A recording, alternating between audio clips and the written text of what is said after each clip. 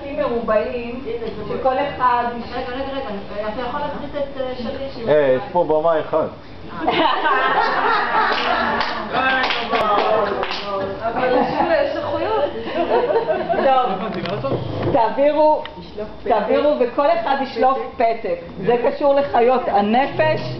החיות שלי, הרעיון איך הגעתי בעצם ליצור חיות ושכל חיה תהיה שונה, מתוך מטרה להראות שבאמת אין שני יצורים דומים, זהים. גם נמלה בתוך נחיל הנמלים שלה, כל אחת היא שונה.